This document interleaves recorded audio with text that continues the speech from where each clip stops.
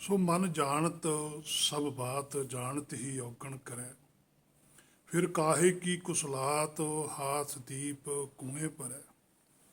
हे मेरे मना, तू सब कुछ जानदा है कि सच्चाई की है।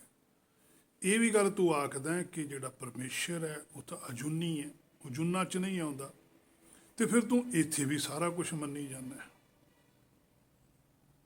ਇੱਥੇ ਜਿਹੜਾ ਜੀਵ ਹੈ ਤੂੰ ਆਪ ਹੈ, ਤੂੰ ਆਪ ਹੀ ਆਪਣੇ ਆਪ ਨੂੰ ਜਾਣਨਾ ਸੀ ਕਿ ਤੂੰ ਕੀ ਚੀਜ਼ ਹੈ। ਜਦ ਤੂੰ ਸਵੈਮ ਆਪਣੇ ਆਪ ਨੂੰ ਜਾਣੇਗਾ ਫਿਰ ਤੈਨੂੰ ਸਾਰੀ ਖੇਡ ਦਾ ਪਤਾ ਲੱਗਣਾ। ਉਨਾ ਚਿਰ ਨਹੀਂ ਹੈ। ਥਾਪਿਆ ਨਾ ਜਾਏ ਹੁਕਮ ਹੈ ਜਿਹੜਾ, ਉਹਨੂੰ ਕੋਈ ਵੀ ਨਹੀਂ ਆਪਣੇ ਆਪ ਥਾਪ ਸਕਦਾ। ਪਰਮੇਸ਼ਰ ਨਹੀਂ ਕੋਈ ਥਾਪ ਸਕਦਾ।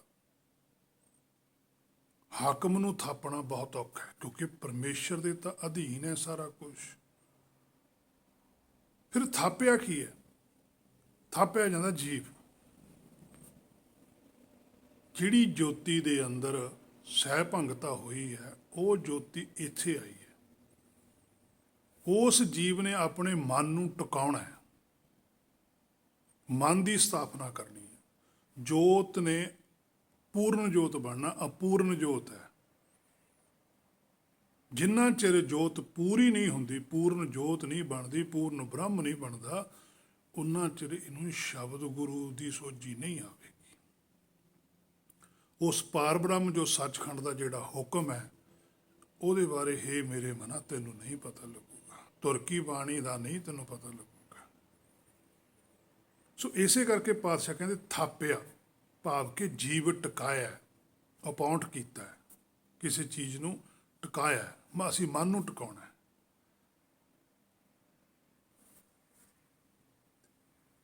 ਜਿੰਨਾ ਚਿਰ ਸਾਡਾ ਮਨ ਹੀ ਨਹੀਂ ਟਿਕਦਾ ਉਨਾ ਚਿਰ ਸਾਨੂੰ ਸੋਝੀ ਆਉਣੀ ਬਹੁਤ ਔਖੀ ਹੈ। ਸੋ ਪਾਤਸ਼ਾਹ ਕਹਿੰਦੇ ਥਾਪਿਆ ਨਾ ਜਾਏ, ਕੀਤਾ ਨਾ ਹੋਏ। ਔਰ ਇਸ ਨੂੰ ਮਨ ਨੂੰ ਟਿਕਾਉਣ ਦੇ ਵਿੱਚ ਕਿਸੇ ਦੂਜੇ ਦਾ ਵੀ ਕੋਈ ਰੋਲ ਨਹੀਂ ਹੈ। ਕੋਈ ਦੂਸਰੀ ਜੀਵ ਸਾਡੇ ਮਨ ਨੂੰ ਨਹੀਂ ਟਿਕਾ ਸਕਦਾ। ਉਹ ਸਿਰਫ ਸਾਨੂੰ ਉਪਦੇਸ਼ ਦੇ ਸਕਦਾ ਹੈ। ਔਰ ਉਸ ਉਪਦੇਸ਼ ਨੂੰ ਅਸੀਂ ਸਵੈਮ ਆਪ ਮੰਨੀਏ। ਜਦੋਂ ਅਸੀਂ ਆਪ ਉਸ ਉਪਦੇਸ਼ ਨੂੰ ਮੰਨਾਂਗੇ ਜਾਂ ਗੁਰਬਾਣੀ ਤੋਂ ਸੋਝੀ ਲੈ ਕੇ ਅਸੀਂ ਆਪਣੇ ਆਪ ਨੂੰ, ਆਪਣੇ ਮਨ ਨੂੰ ਮਨਾਵਾਂਗੇ, ਫਿਰ ਇਹ ਮੰਨ ਸਕਦਾ ਹੈ। ਕਹੋ ਕਬੀਰ ਮਨ ਮਾਨਿਆ। ਜਦੋਂ ਮਨ ਮੰਨ ਜਾਂਦਾ ਹੈ, ਮਨ ਮਾਨਿਆ ਤਉ ਹਰ ਜਾਂਦੇ ਆ, ਫਿਰ ਇਹ ਆਪਣੇ ਨਿਜ ਸਰੂਪ ਨੂੰ ਜਾਣਦਾ ਹੈ। ਪਹਿਲਾਂ ਮੰਨੇ ਤਾਂ ਸਹੀ ਖੁਦ, ਤੇ ਮੰਨਦਾ ਹੈ ਨਹੀਂ, ਸਿਫਤ ਪਰਮੇਸ਼ਰ ਦੀ ਕਰਦਾ, ਉਹ ਝੂਠੀ ਸਿਫਤ ਕਰਦਾ, ਸੱਚੀ ਨਹੀਂ ਹੈ। ਇਸੇ ਕਰਕੇ ਗੁਰਬਾਣੀ ਨੇ ਆਖਿਆ ਸੀ ਸੱਚੀ ਬਾਣੀ। ਇਹਦਾ ਮਤਲਬ ਸੱਚੀ ਬਾਣੀ ਕੋਈ ਹੋਰ ਹੈ। ਸਾਚੀ ਪ੍ਰੀਤ, ਝੂਠੀ ਪ੍ਰੀਤ ਵੀ ਕੋਈ ਹੈ। हे ਮੇਰੇ ਮਨਾ ਵਿਚਾਰ ਕੇ ਚੱਲ ਸਵੈਮ ਆਪਣੇ ਆਪ ਨੂੰ। ਆਪੇ ਆਪ ਨਿਰੰਜਨ ਸੋਏ। ਹੁਕਮ ਨੂੰ ਕੋਈ ਮੈਲ ਨਹੀਂ ਲੱਗਦੀ, ਪਰਮੇਸ਼ਰ ਨੂੰ ਕੋਈ ਮੈਲ ਨਹੀਂ ਲੱਗਦੀ। ਤੇ ਜਿਹੜਾ ਜੀਵ ਭਵਸਾਗਰ ਵਿੱਚ ਆਇਆ ਇਹਦਾ ਮਨ ਮੈਲਾ ਹੈ। ਇਹਨੇ ਆਪ ਹੀ ਆਪਣੇ ਮਨ ਨੂੰ ਸ਼ੁੱਧ ਕਰਨਾ ਹੈ, ਨਿਰੰਜਨ ਕਰਨਾ, ਅੰਜਨ ਤੋਂ ਰਹਿਤ ਕਰਨਾ ਹੈ।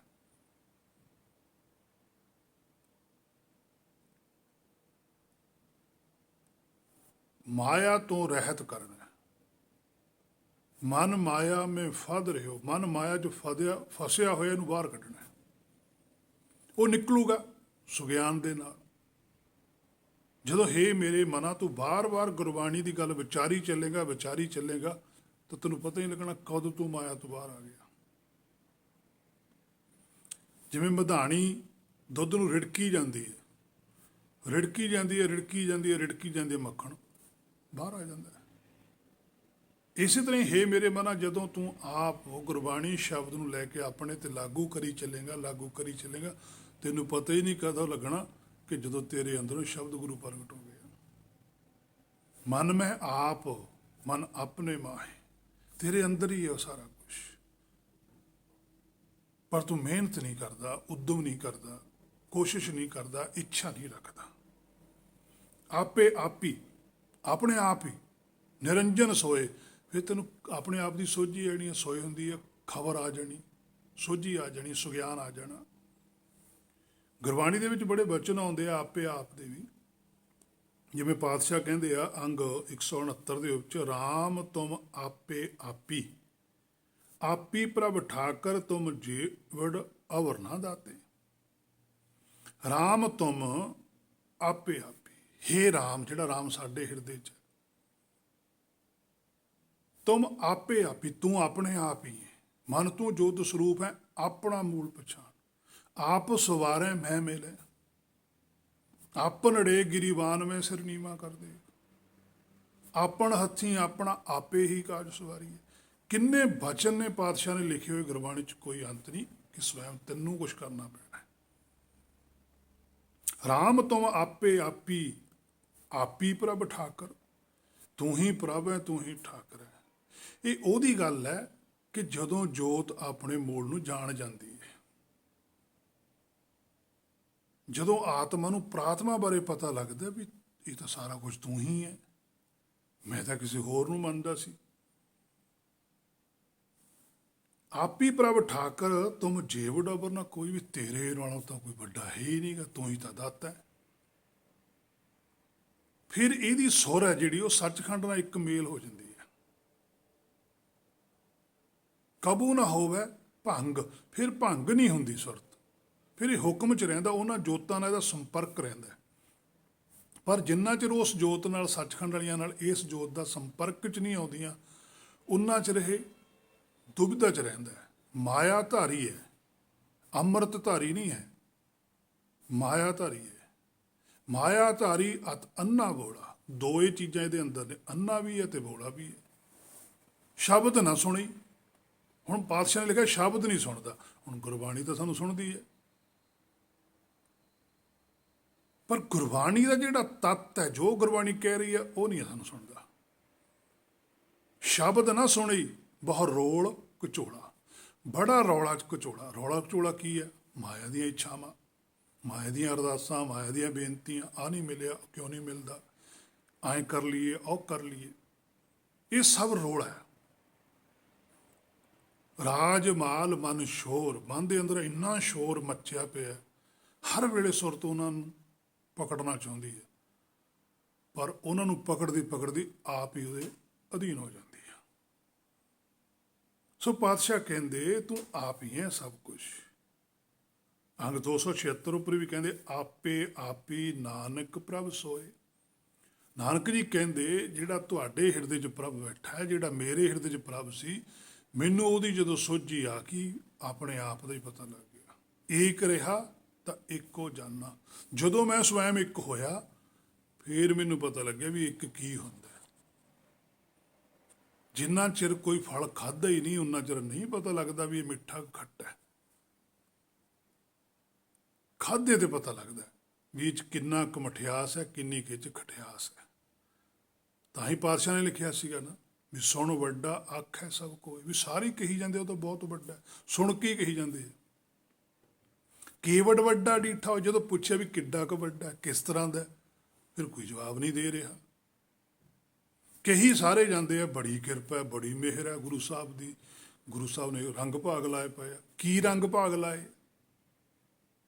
ਜ਼ਮੀਨ ਹੈ ਜੀ ਸਾਡੇ ਕੋਲ, ਕੋਠੀਆਂ ਨੇ, ਪੈਸਾ ਬਹੁਤ ਹੈ, ਆਹ ਚੀਜ਼ ਤੇ ਕਬਜ਼ਾ ਕਰ ਲਿਆ, ਉਹ ਚੀਜ਼ ਤੇ ਕਬਜ਼ੇ ਕਰ ਲਏ, ਆਹ ਸਾਡੇ ਅਧੀਨ ਹੋ ਗਏ, ਅਸੀਂ ਫਲਾਣੇ ਨੇ ਠੱਗੀ ਮਾਰ ਲਈ।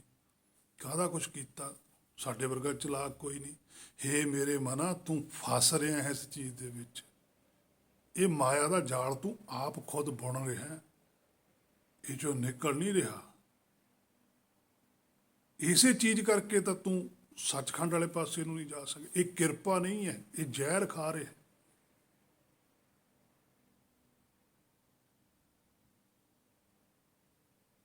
ਕਿਰਪਾ ਹੁੰਦੀ ਹੈ ਜਦੋਂ ਤੈਨੂੰ ਸੱਚ ਦੀ ਸੋਝੀ ਆ ਜਾਵੇ, ਆਪਣੇ ਆਪ ਦਾ ਪਤਾ ਲੱਗ ਜਾਵੇ।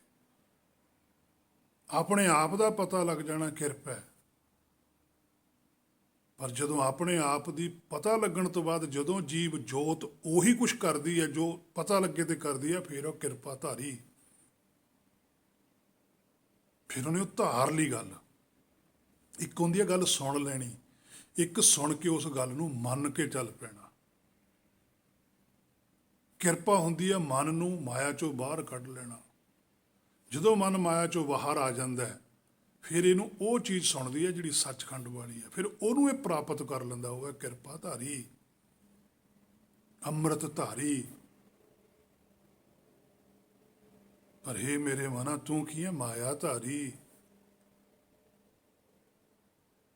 ਤੂੰ ਮਾਇਆ ਨੂੰ ਹੀ ਕਿਰਪਾ ਸਮਝ ਜਾਂਦਾ ਨਾ, ਇਹ ਕਿਰਪਾ ਨਹੀਂ ਹੈ।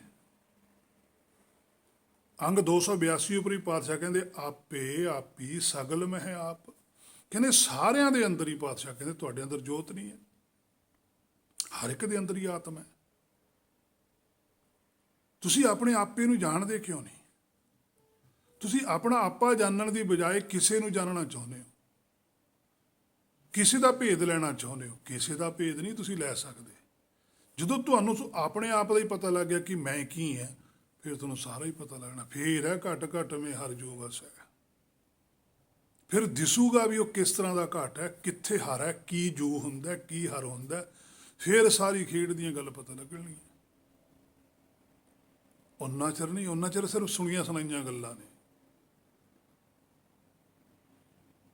ਜਿੰਨਾ ਚਿਰ ਸੁਣੀ ਹੋਈ ਗੱਲ ਤੇ ਪ੍ਰੈਕਟੀਕਲ ਤਜਰਬਾ ਨਹੀਂ ਹੁੰਦਾ, ਉਹਨਾਂ ਚਿਰ ਗੱਲ ਨਹੀਂ ਬਣਦੀ। ਅੰਗ 282 ਉੱਪਰੀ ਪਾਤਸ਼ਾਹ ਕਹਿੰਦੇ ਅਵਿਨਾਸੀ ਪ੍ਰਭ ਆਪੇ ਆਪ। ਜੋਤ ਦਾ ਸਾਡੀ ਦਾ ਵੀ ਨਾਸ ਨਹੀਂ ਹੋਣਾ, ਸਾਡੀ ਜੋਤ ਵੀ ਅਵਿਨਾਸ਼ੀ ਹੈ। ਪ੍ਰਭ ਆਪੇ ਆਪ। ਪਰ ਪਤਾ ਕਦੋਂ ਲੱਗਦਾ ਵੀ ਅਵਿਨਾਸ਼ੀ ਹੈ? ਜਦੋਂ ਪ੍ਰਭ ਆਪੇ ਆਪ ਹੁੰਦਾ, ਜਦੋਂ ਆਤਮਾ ਪ੍ਰਾਤਮਾ ਇੱਕ ਹੁੰਦੀਆਂ ਨੇ, ਉਦੋਂ ਪਤਾ ਲੱਗਦਾ। ਜਿੰਨਾ ਚਿਰ ਆਤਮਾ ਪ੍ਰਾਤਮਾ ਇੱਕ ਨਹੀਂ ਹੁੰਦੀਆਂ, ਮਨ ਚਿੱਤ ਇੱਕ ਨਹੀਂ ਹੁੰਦੇ, ਉਨਾ ਚਿਰ ਨਹੀਂ ਪਤਾ ਲੱਗਦਾ ਵੀ ਅਵਿਨਾਸ਼ੀ ਹੈ। ਉਨਾ ਚਿਰ ਤਾਂ ਡਰਦਾ ਹੈ ਵੀ ਮਰ ਨਾ ਜਾਵਾਂ, ਨੁਕਸਾਨ ਨਾ ਹੋ ਜਾਵੇ, ਬੇਇੱਜ਼ਤੀ ਨਾ ਹੋ ਜਾਵੇ, ਇੱਜ਼ਤ ਨਾ ਚਲੇ ਜਾਵੇ। ਉਨਾ ਚਿਰ ਤਾਂ ਇਸ ਚੀਜ਼ ਦਾ ਫਿਕਰ ਹੈ। ਜਦੋਂ ਇਹ ਅਵਿਨਾਸ਼ੀ ਹੋ ਜਾਂਦਾ, ਫਿਰ ਇਹਨੂੰ ਪਤਾ ਲੱਗ ਜਾਂਦਾ ਵੀ ਜੰਮਣਾ ਮਰਨਾ ਕੀ ਹੁੰਦਾ, ਜਸ ਅਪਜਸ ਕੀ ਹੁੰਦਾ, ਲਾਭ ਹਾਨੀ ਕੀ ਹੁੰਦੀ ਹੈ। ਫਿਰ ਇਹਨੂੰ ਸਾਰਾ ਕੁਝ ਹੀ ਪਤਾ ਲੱਗ ਜਾਂਦਾ ਹੈ। ਸੋ ਪ੍ਰਭ ਆਪੇ ਆਪੀ, ਆਲ ਇਨ ਆਲ ਜੋਤ ਹੀ ਹੈ ਸਾਰਾ ਕੁਝ। ਖੁਦ ਮੁਖਤਿਆਰ ਹੈ ਸਾਡੀ ਜੋਤ। ਸਾਡੀ ਆਪਣੀ ਮਰਜ਼ੀ ਹੈ, ਔਰ ਮਰਜ਼ੀ ਸਾਡੀ ਚੱਲਦੀ ਹੈ। ਸਾਡੀ ਮਰਜ਼ੀ ਅਸੀਂ ਗੁਰਬਾਣੀ ਨੂੰ ਮੰਨੀਏ, ਸਾਡੀ ਮਰਜ਼ੀ ਨਾ ਮੰਨੀਏ। ਕੋਈ ਸਾਨੂੰ ਧੱਕੇ ਨਾਲ ਨਹੀਂ ਮਨਾ ਸਕਦਾ ਵੀ ਤੂੰ ਗੁਰਬਾਣੀ ਮੰਨ।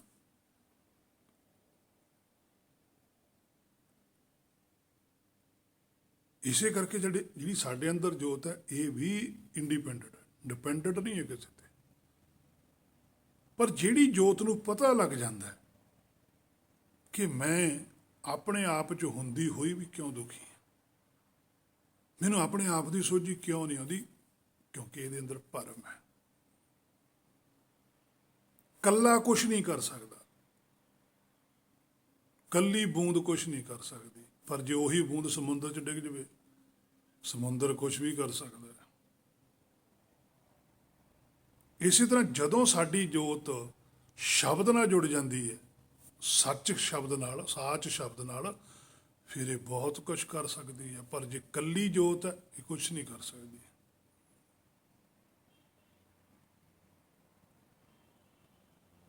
ਆਪਣਾ ਆਪ ਵੀ ਅਸੀਂ ਕੁਛ ਨਹੀਂ ਕਰ ਸਕਦੇ।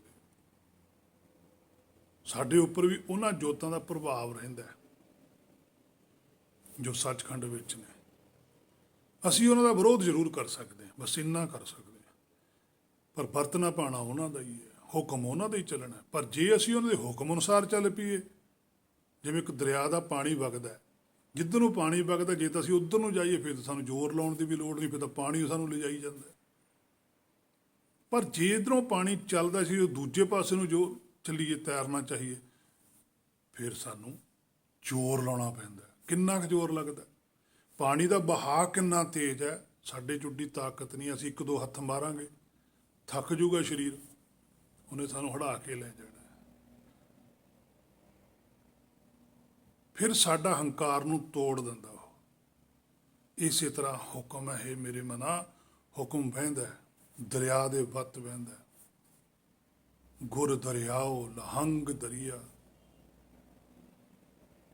ਉਸ ਦਰਿਆ ਦੇ ਵਿੱਚ ਵਹਿ, ਉਹਦੀ ਵਿਰੋਧਤਾ ਨਾ ਕਰ। ਜਦ ਤੂੰ ਹੁਕਮ ਦੇ ਵਿੱਚ ਚੱਲੇਗਾ, ਭਾਵ ਕਿ ਤੈਨੂੰ ਆਪਣੇ ਆਪ ਦੀ ਸੋਝੀ ਆਵੇਗੀ, ਫਿਰ ਤੂੰ ਬਹੁਤ ਸੌਖਾ ਹੋ ਜਾਏਗਾ। ਸੋ ਸਾਡੇ ਲਈ ਸਾਰਿਆਂ ਨਾਲੋਂ ਜਿਹੜਾ ਵੱਡਾ ਹੈ ਉਹ ਸਾਡਾ ਮੂਲ ਹੀ ਹੈ, ਉਹ ਰਾਮ ਹੈ, ਉਹੀ ਠਾਕਰ ਹੈ, ਉਹੀ ਪ੍ਰਭ ਹੈ, ਉਹੀ ਸਤਿਗੁਰ ਹੈ। ਜੀਵ ਦਾ ਮੂਲ ਹੀ ਉਹਦਾ ਮਾਤਾ ਪਿਤਾ ਹੈ। ਵੈਸੇ ਜੋਤ ਦਾ ਮਾਤਾ ਪਿਤਾ ਕੋਈ ਨਹੀਂ ਹੁੰਦਾ।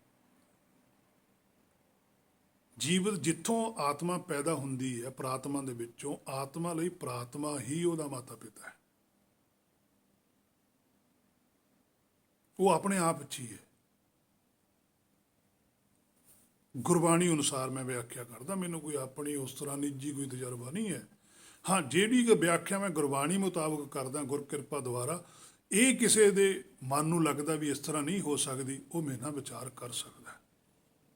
ਮੈਂ ਹੋਰ ਸੋਝੀ ਵੀ ਲੈਣੀ ਚਾਹੁੰਦਾ, ਪਤਾ ਲੱਗੇ ਵੀ ਗੱਲ ਕੀ ਹੈ। ਸੋ ਨਿਰੰਜਨ ਕੌਣ ਹੈ? ਆਪਾਂ ਉਹਦੀ ਵੀ ਵਿਆਖਿਆ ਗੁਰਬਾਣੀ ਤੋਂ ਹੀ ਪੁੱਛ ਲੈਂਦੇ ਹਾਂ। ਪਾਤਸ਼ਾਹ ਅੰਗ 10 ਦੇ ਉੱਪਰ ਵੀ ਕਹਿੰਦੇ ਸੋ ਪੁਰਖ ਨਿਰੰਜਨ, ਹਰ ਪੁਰਖ ਨਿਰੰਜਨ, ਹਰ ਅਗਮਾ ਅਗਮ ਅਪਾਰਾ। ਸੋ ਪੁਰਖ ਨਿਰੰਜਨ, ਜਿਹੜਾ ਪਰਮੇਸ਼ਰ ਹੈ ਮਾਇਆ ਤੋਂ ਰਹਿਤ ਹੈ, ਉਹ ਸੋ ਪੁਰਖ ਹੈ, ਉਹ ਪੂਰਾ ਹੈ, ਉਹਦੀ ਤੇ ਮਾਇਆ ਅਸਰ ਨਹੀਂ ਕਰਦੀ। ਸਾਡੇ ਤੇ ਮਾਇਆ ਨੇ ਅਸਰ ਕੀਤਾ ਹੋਇਆ। ਪਰ ਜੇ ਅਸੀਂ ਮਾਇਆ ਦਾ ਖਹਿੜਾ ਛੱਡ ਦਈਏ, ਕੀ ਫਿਰ ਅਸੀਂ ਨਹੀਂ ਨਿਰੰਜਨ ਹੋਵਾਂਗੇ? ਜੇ ਇੱਕ ਬੰਦਾ ਬਿਮਾਰ ਹੈ ਸਰੀਰ ਕਰਕੇ, ਉਹ ਦਵਾਈ ਲੈ ਲਵੇ, ਕੀ ਉਹ ਤੰਦਰੁਸਤ ਨਹੀਂ ਹੋਊਗਾ? ਕੀ ਉਹਨੂੰ ਦਵਾਈ ਲੈ ਕੇ ਤੰਦਰੁਸਤ ਹੋ ਕੇ ਵੀ ਉਹ ਕਹੀ ਚੱਲੇ ਮੈਂ ਤਾਂ ਬਿਮਾਰ ਹਾਂ? ਕੀ ਹੋ ਸਕਦਾ ਇਸ ਤਰ੍ਹਾਂ?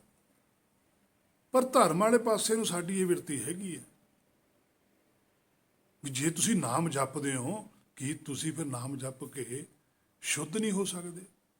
ਜੇ ਸ਼ੁੱਧ ਹੋਵੋਗੇ, ਕੀ ਪਰਮੇਸ਼ਰ ਸ਼ੁੱਧ ਨਹੀਂ? ਫਿਰ ਉਧਰ ਨੂੰ ਅਸੀਂ ਕਹਿੰਦੇ ਵੀ ਨਹੀਂ ਜੀ ਨਹੀਂ, ਉਧਰ ਅਸੀਂ ਜੀ ਇੰਨਾ ਕਿੱਥੇ, ਮੁਸ਼ਕਲ ਹੈ ਜੀ ਨਾਮ, ਅਸੀਂ ਪਤਾ ਨਹੀਂ ਕੀ ਕੀ ਗੱਲਾਂ ਕਰ ਲੈਂਦੇ। ਫਿਰ ਨਾਮ ਕਾਹਦੇ ਵਾਸਤੇ ਜਪਦੇ ਹੋ? ਫਿਰ ਦਵਾਈ ਕਾਹਦੇ ਵਾਸਤੇ ਖਾਣੀ ਹੈ ਜਦੋਂ ਰੋਗ ਹੀ ਨਹੀਂ ਠੀਕ ਹੋਣਾ? ਜੇ ਨਾਮ ਜਪ ਕੇ ਹੀ ਤੁਸੀਂ ਆਪਣਾ ਸੁੰਦਰ ਸਰੂਪ ਨਹੀਂ ਬਣਾ ਸਕਦੇ, ਤਿੱਥੇ ਘੜੀ ਹੈ ਸੁਰਤ ਮਤ ਮਨ ਬੁੱਧ, ਜੇ ਤੁਸੀਂ ਘੜੇ ਨਹੀਂ ਸਕਦੇ ਕੁਛ, ਫਿਰ ਤੁਸੀਂ ਕਰਨਾ ਕਾਹਦੇ ਵਾਸਤੇ?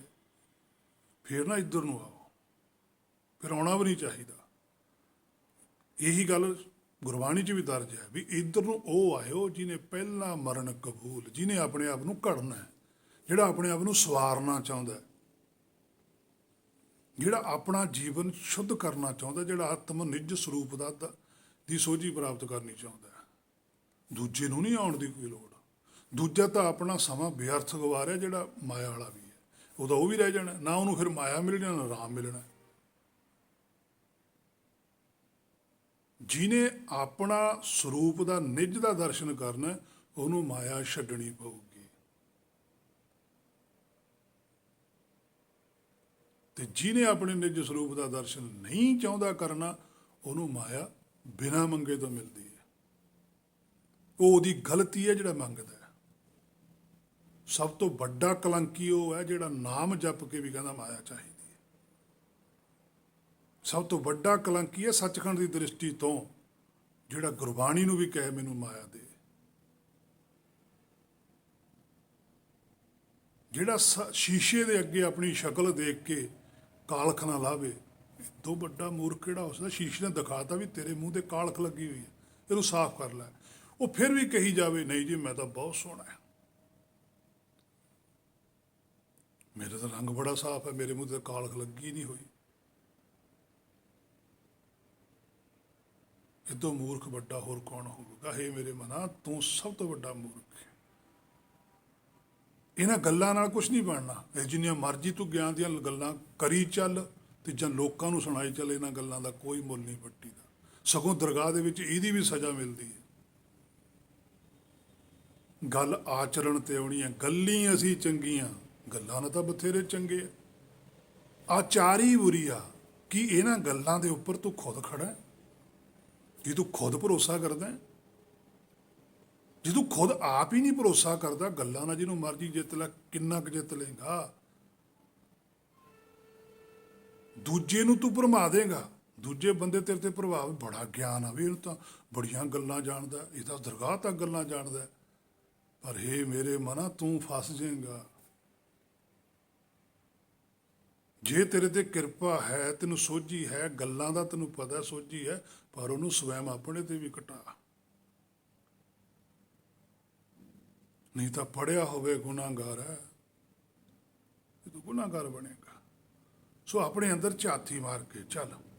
ਸੋ ਨਿਰੰਜਨ ਸੋ ਪੁਰਖ ਨਿਰੰਜਨ, ਹਰ ਪੁਰਖ ਨਿਰੰਜਨ, ਹਰ ਅਗਮਾ ਅਗਮ ਅਪਾਰਾ, ਉਹਦਾ ਕੋਈ ਪਾਰਾਵਾਰ ਨਹੀਂ ਹੈ। ਅੰਗ 1039 ਉੱਪਰ ਵੀ ਪਾਤਸ਼ਾਹ ਕਹਿੰਦੇ, ਨਾ ਤਿਸ ਭੂਖ ਪਿਆਸ ਮਨ ਮਾਨਿਆ, ਸਰਬ ਨਿਰੰਜਨ ਘਟ ਘਟ ਜਾਣੇ ਆਏ। ਨਾ ਤਿਸ ਭੂਖ ਪਿਆਸ, ਜਿਹੜੀ ਜੋਤ ਬਿਲਕੁਲ ਸ਼ੁੱਧ ਹੋ ਜਾਂਦੀ ਹੈ ਉਹਨੂੰ ਤਾਂ ਕੋਈ ਭੁੱਖ ਪਿਆਸ ਰਹਿ ਹੀ ਨਹੀਂ ਜਾਂਦੀ, ਉਹਦੇ ਅੰਦਰ ਤਾਂ ਕੋਈ ਕਮੀ ਰਹਿ ਹੀ ਨਹੀਂ ਜਾਂਦੀ।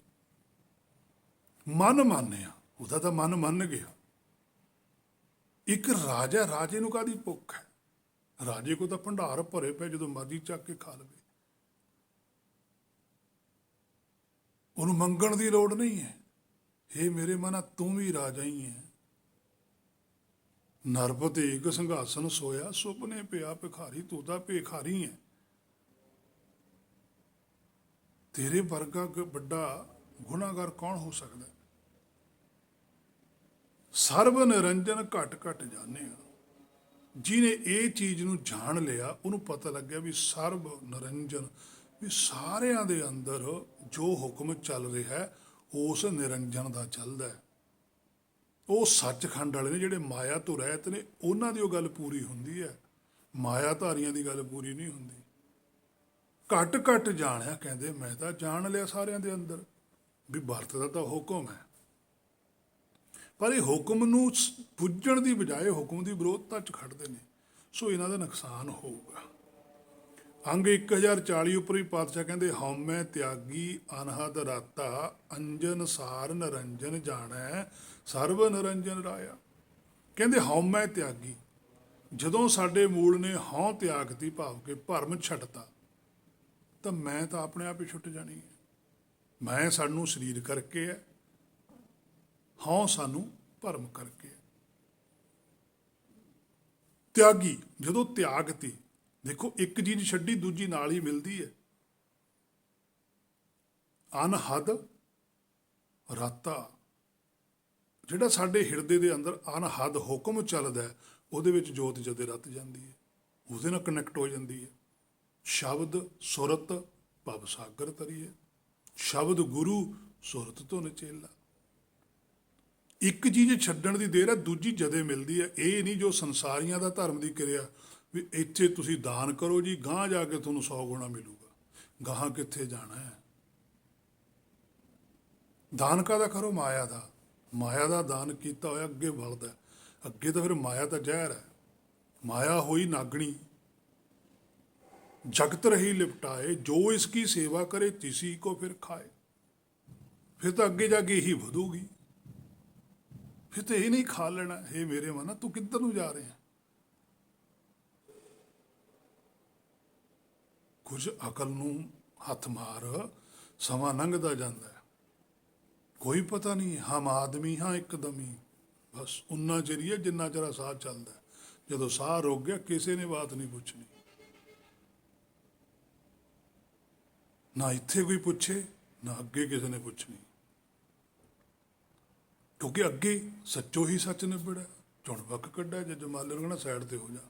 ਉੱਥੇ ਭਾਵੇਂ ਤੂੰ ਜਿੰਨਾ ਮਰਜ਼ੀ ਕਹੀ ਚੱਲੀ ਵੀ ਮੇਰਾ ਫਲਾਨਾ ਗੁਰੂ ਸੀ, ਮੇਰਾ ਧਮਕਾ ਗੁਰੂ ਸੀ, ਉਹ ਕਹਿੰਦੇ ਅਸੀਂ ਨਹੀਂ ਜਾਣਦੇ। ਤੂੰ ਦੱਸ ਤੂੰ ਕੀ ਲੈ ਕੇ ਆਇਆ? ਤੂੰ ਲਿਆ ਆਪਣੀ ਪੱਤਰੀ ਦਿਖਾ, ਮਨ ਕੀ ਪੱਤਰੀ ਵਾਚਣੀ, ਲਿਆ ਵਾਚੀ ਵੀ ਕੀ ਕੁਛ ਲੈ ਕੇ ਆਇਆ। ਜਦੋਂ ਸਾਡੀ ਪੱਤਰੀ ਨੂੰ ਵਾਚਦੇ ਆ, ਜਿਹਨੂੰ ਅਸੀਂ ਗੁਰੂ ਮੰਨਦੇ ਹੁੰਦੇ ਆ, ਉਹ ਸਾਹਮਣੇ ਖੜਾ ਹੁੰਦਾ। ਉਹ ਕਹਿੰਦੇ ਵੀ ਤੂੰ ਇਹ ਗੱਲ ਕਹੀ ਸੀ, ਉਹ ਕਹਿੰਦਾ ਜੀ ਮੈਂ ਤਾਂ ਕਹੀ ਨਹੀਂ। ਉਹ ਕਹਿੰਦੇ ਜੀ ਮੈਂ ਸੁਣੀ ਆ, ਉਹ ਕਹਿੰਦੇ ਜੀ ਤੂੰ ਸੁਣੀ ਹੈ। ਕਹਿੰਦੇ ਮੈਂ ਫਲਾਣੇ ਤੋਂ ਸੁਣੀ ਸੀਗੀ। ਕਹਿੰਦੇ ਫਿਰ ਤੂੰ ਉੱਥੇ ਜਾ, ਜੀ ਤੂੰ ਸੁਣੀ ਸੀ, ਮੈਂ ਨਹੀਂ ਕਹੀ ਇਹ ਗੱਲ। ਗੁਰਬਾਣੀ 'ਚ ਪ੍ਰੂਫ ਪਿਆ ਇਸ ਗੱਲ ਦਾ, ਜਿੰਨੇ ਲਿਖੇ ਤਿਸ ਸਿਰ ਨਾਹੇ। ਗੁਰੂ ਨਾਨਕ ਸਾਹਿਬ ਕਹਿੰਦੇ ਮੈਂ ਇਹ ਅੱਖਰ ਲਿਖਦਾ, ਪਰ ਮੇਰੀ ਜ਼ਿੰਮੇਵਾਰੀ ਕੋਈ ਨਹੀਂ। ਜਿਹਨੇ ਲਿਖੇ, ਕਹਿੰਦੇ ਮੈਂ ਲਿਖਦਾ, ਤਿਸ ਸਿਰ ਨਾਹੇ, ਮੇਰੇ ਸਿਰ ਕੋਈ ਜ਼ਿੰਮੇਵਾਰੀ ਨਹੀਂ। ਜੇ ਫਰਮਾਏ ਤਿਵੇਂ ਤੇ ਪਾਏ। ਕਹਿੰਦੇ ਜਿਵੇਂ ਮੈਨੂੰ ਕਿਸੇ ਨੇ ਫਰਮਾਇਆ, ਇਹਦਾ ਮਤਲਬ ਕਿਸੇ ਨੇ ਫਰਮਾਨ ਦਿੱਤਾ ਗੁਰੂ ਨਾਨਕ ਸਾਹਿਬ ਨੂੰ ਵੀ ਤੁਸੀਂ ਐਂ ਲਿਖ ਦਿਓ। ਤਿਵੇਂ ਤਿਵੇਂ ਪਾਏ, ਕਹਿੰਦੇ ਮੈਂ ਉਸੇ ਤਰੀਕੇ ਇਹ ਵਿਖਿਆਨ ਕਰਤਾ। ਮੇਰੀ ਜ਼ਿੰਮੇਵਾਰੀ ਕਾਹਦੀ ਹੈ? ਇੱਕ ਜੱਜ ਹੈ, ਉਹ ਆਪਣੇ ਸਟੈਨੋ ਨੂੰ ਕਹਿੰਦਾ ਹੈ ਵੀ ਇੱਥੇ ਲਿਖ ਵੀ ਇਹਨੂੰ ਸਜ਼ਾ ਦੇ ਦੇ, ਇਹਨੂੰ ਫਾਂਸੀ ਲੱਗਣੀ ਹੈ। ਹੁਣ ਜਿਹੜੇ ਬੰਦੇ ਨੂੰ ਫਾਂਸੀ ਲੱਗਣੀ ਹੈ, ਉਹ ਜੱਜ ਉਹ ਸਟੈਨੋ ਦੇ ਗਲ ਪੈ ਜਾਵੇ ਲਿਖਣ ਵਾਲੇ ਦੇ ਵੀ ਤੂੰ ਮੈਨੂੰ ਫਾਂਸੀ ਕਿਉਂ ਦਿੰਦਾ? ਉਹ ਕਹਿੰਦਾ ਯਾਰ ਮੈਂ ਥੋੜ੍ਹਾ ਫਾਂਸੀ ਦਿੰਦਾ, ਆਰਡਰ ਦਾ ਜੱਜ ਦਾ ਆਇਆ, ਮੈਂ ਤਾਂ ਲਿਖ ਕੇ ਦੇਣਾ, ਮੇਰਾ ਕੋਈ ਕਸੂਰ ਨਹੀਂ ਹੈ। ਪਰ ਸਾਡੇ ਇੱਥੇ ਸੰਸਾਰ 'ਚ ਧਾਰਮਿਕ ਲੋਕਾਂ ਨੇ ਚੀਜ਼ ਬਣਾਤੀ ਕਿ ਜਿਹੜਾ ਸਾਨੂੰ ਸੱਚ ਦੀ ਜਾਣਕਾਰੀ ਦਿੰਦਾ ਹੈ, ਅਸੀਂ ਉਹਨੂੰ ਹੀ ਰੱਬ ਡਿਕਲੇਅਰ ਕਰ ਲਿਆ, ਔਰ ਜਿਹਦੀ ਜਾਣਕਾਰੀ ਦਿੰਦਾ ਉਹ ਛੱਡਤਾ। ਉਹ ਮੈਸੇਜ ਦੇਣ ਵਾਲੇ ਨੂੰ ਹੀ ਕਹਿੰਦਾ ਵੀ ਤੂੰ ਹੀ ਰੱਬ ਹੈ। ਫਿਰ ਜਦੋਂ ਜੋਤ ਆ ਸਰੀਰ ਨੂੰ ਛੱਡ ਕੇ ਜਾਂਦੀ ਹੈ, ਫਿਰ ਉਹ ਰੱਬ ਨਹੀਂ ਲੱਭਦਾ, ਕਿਉਂਕਿ ਜਿਨ੍ਹਾਂ ਨੇ ਮੈਸੇਜ ਦਿੱਤਾ ਉਹਨਾਂ ਨੇ ਸਿੱਧਾ ਹੀ ਕਿਹਾ ਵੀ ਤੂੰ ਹੈ, ਤੂੰ ਆਪਣੇ ਆਪ ਨੂੰ ਪਛਾਣ। ਜੇ ਤੈਨੂੰ ਆਪਣੇ ਆਪ ਦੀ ਸੋਝੀ ਆਣੀ, ਫਿਰ ਤੈਨੂੰ ਪਤਾ ਹੀ ਲੱਗ ਜਾਣਾ ਵੀ ਅਸਲ ਰੱਬ ਕਿਹੜਾ। ਉਹਨਾਂ ਚਿਰ ਨਹੀਂ ਤੈਨੂੰ ਪਤਾ। ਆਤਮ ਚੀਨ ਕਹਿੰਦੇ ਆਪਣੇ ਆਪ ਨੂੰ ਖੋਜ, ਪ੍ਰਾਤਮ ਸੋਈ। ਪਰ ਇੰਨਾ ਕੁਛ ਕਹਿਣ ਦੇ ਬਾਵਜੂਦ ਵੀ ਸਾਨੂੰ ਨਹੀਂ ਪਤਾ ਲੱਗ ਰਿਹਾ, ਕਿਉਂਕਿ ਸਾਡੀ ਸੁਰਤ ਉੱਧਰ ਨੂੰ ਗਵਨ ਹੀ ਨਹੀਂ ਕਰਦੀ। ਹਉਮੈ ਤਿਆਗੀ ਅਨਹਦ ਰਾਤਾ, ਅੰਦਰ ਹੀ ਹੈ ਸਾਰਾ ਕੁਛ, ਕਹਿੰਦੇ ਤੇਰੀ ਸੁਰਤ 'ਚ ਹੀ ਸਾਰਾ ਕੁਛ ਹੈ। ਅੰਜਨ ਸਾਰ ਨਿਰੰਜਨ ਜਾਣੈ, ਕਹਿੰਦੇ ਜਿਹੜਾ ਮਾਇਆ ਤੋਂ ਰਹਿਤ ਹੋ ਜਾਵੇ, ਅੰਜਨ ਜੋ ਕਾਲਖ ਲੱਗੀ ਹੋਈ ਹੈ ਪਤਾ ਲੱਗ ਜਾਵੇ ਉਹਨੂੰ, ਉਹੀ ਸਾਰ ਜਾਣ ਸਕਦਾ, ਉਹਨੂੰ ਹੀ ਪਤਾ ਲੱਗਦਾ। ਨਿਰੰਜਨ ਜਾਣੈ, ਉਹ ਜਾਣ ਲੈਂਦਾ ਵੀ ਨਿਰੰਜਨ ਕੌਣ ਹੈ। ਸਰਵ ਨਿਰੰਜਨ ਰਾਇਆ, ਫਿਰ ਉਹਨੂੰ ਪਤਾ ਲੱਗ ਜਾਂਦਾ ਵੀ ਸਾਰਿਆਂ ਦੇ ਅੰਦਰ ਤਾਂ ਉਹੀ ਰਾਜਾ ਹੀ ਹੈ, ਹੁਕਮ ਹੀ ਸਭ ਤੋਂ ਸ੍ਰੇਸ਼ਟ ਹੈ। ਸੋ ਸਾਡਾ ਮੂਲ ਹੀ ਨਿਰੰਜਨ ਹੈ, ਜੋ ਮਾਇਆ ਤੋਂ ਅਲਿਪਤ ਹੈ।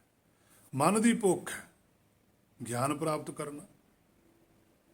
ਜੇ ਮਨ ਦੇ ਅੰਦਰ ਗਿਆਨ ਦੀ ਭੁੱਖ ਪੈਦਾ ਹੋ ਜਾਵੇ ਤਾਂ ਮਨ ਸ਼ੁੱਧ ਹੁੰਦਾ ਚਲੇ ਜਾਂਦਾ।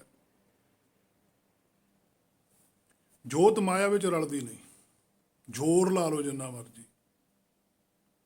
ਜਿਵੇਂ ਤੇਲ ਤੇ ਪਾਣੀ ਕਦੇ ਨਹੀਂ ਰਲਦੇ, ਸੋ ਜੋਤ ਦਾ ਧਿਆਨ ਮਾਇਆ ਵਿੱਚ ਹੈ। ਜਦੋਂ ਇਸ ਨੇ ਆਪਣਾ ਧਿਆਨ ਮਾਇਆ ਵਿੱਚੋਂ ਖਿੱਚ ਲਿਆ ਤਾਂ ਫਿਰ ਇਕੱਲੀ ਜੋਤੀ ਹੋਈ ਹੈ। ਅੰਜਨ ਸਾਰ ਆ ਸਾਡੇ ਕੋਲ ਗੁਰਬਾਣੀ ਹੋਈ ਹੈ। ਨਿਰੰਜਨ ਰਾਇਆ ਇਹ ਹੁਕਮ ਹੈ। ਗੁਰਬਾਣੀ ਦੇ ਅੰਦਰ ਮਾਇਆ ਚੋਂ ਹੀ ਉਦਾਹਰਣਾਂ ਦਿੱਤੀਆਂ ਗਈਆਂ ਨੇ, ਮਾਇਆ ਦੇ ਹੀ ਅੱਖਰ ਨੇ। ਅੱਖਰੀ ਨਾਮ, ਅੱਖਰਾਂ ਦੇ ਵਿੱਚ ਸਾਨੂੰ ਕੋਈ ਗਿਆਨ ਦਿੱਤਾ ਹੈ। ਅਸੀਂ ਅੱਖਰਾਂ ਚੋਂ ਗਿਆਨ ਲੈਣ ਦੀ ਬਾਵਜੂਦ ਅਸੀਂ ਅੱਖਰਾਂ ਨੂੰ ਹੀ ਸਭ ਕੁਝ ਮੰਨ ਲਿਆ। ਇੱਥੋਂ ਅਸੀਂ ਕਮੀ ਕਰ ਗਏ। ਇਹਦੇ ਵਿੱਚੋਂ ਕੀ ਹੋਇਆ? ਸਾਡੇ ਪ੍ਰਚਾਰ ਜ਼ਰੂਰ ਹੋ ਗਿਆ, ਵਿਚਾਰ ਤੋਂ ਅਸੀਂ ਪਰੇ ਹੋ ਗਏ। ਅਸੀਂ ਪ੍ਰਕਾਸ਼ ਨਾਲ ਜੁੜ ਗਏ, ਵਿਗਾਸ ਤੱਤ ਦੂਰ ਹੋ ਗਿਆ।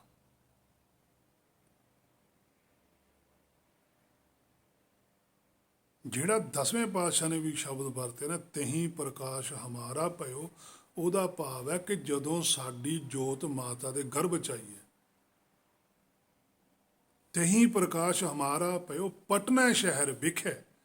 ਫਿਰ ਪਟਨੇ ਸ਼ਹਿਰ ਦੇ ਵਿਖੇ ਭਾਵ ਲੈ ਭਾਵ ਸਾਗਰ ਵਿੱਚ ਫਿਰ ਅਸੀਂ ਸਰੀਰ ਧਾਰ ਕੇ ਬਾਹਰ ਆਈਏ। ਜੋਤ ਪ੍ਰਕਾਸ਼ ਮਾਇਆ 'ਚ ਹੁੰਦਾ ਹੈ। ਜਿਹੜੇ ਕਹਿੰਦੇ ਸਾਨੂੰ ਪ੍ਰਕਾਸ਼ ਦਿੰਦਾ, ਉਹਨੂੰ ਅੰਦਰੋਂ ਸਰੀਰ ਦੇ ਆਪਣਿਓ ਉਹ ਮਾਇਆ ਦਾ ਹੀ ਦਿੰਦਾ, ਕਿਉਂਕਿ ਬਾਹਰ ਮਾਇਆ ਦਾ ਹੀ ਸਰੀਰ ਹੈ। ਇਹ ਅੰਦਰ ਸਾਡੇ ਅੰਦਰ ਖੂਨ ਵੀ ਦੌੜਦਾ, ਸਾਡੇ ਅੰਦਰ ਸਾਹ ਦੀ ਆਵਾਜ਼ ਹੈ, ਹੱਡੀਆਂ ਦੀ ਆਵਾਜ਼ ਹੈ, ਚਰਬੀ ਦੀ ਆਵਾਜ਼ ਹੈ। ਉਹ ਆਵਾਜ਼ਾਂ ਰਲ ਜਾਂਦੀਆਂ ਨੇ। ਨਾੜੀਆਂ ਦੇ ਵਿੱਚ ਪਤਾ ਨਹੀਂ ਕਿੰਨੇ ਰੰਗਾਂ ਦੀਆਂ ਨਾੜੀਆਂ ਨੇ, ਉਹਨਾਂ ਦਾ ਸਾਰਿਆਂ ਦਾ ਲਿਸ਼ਕ ਜੀ ਪੈ ਜਾਂਦੀ, ਉਹਨੂੰ ਅਸੀਂ ਪ੍ਰਕਾਸ਼ ਮੰਨ ਕੇ ਚੱਲ ਪੈਂਦੇ ਹਾਂ। ਪਰ ਗੁਰਬਾਣੀ ਵਿਗਾਸ ਦੀ ਗੱਲ ਕਰਦੀ ਹੈ। ਨਾਨਕ ਭਗਤਾਂ ਸਦਾ ਵਿਗਾਸ।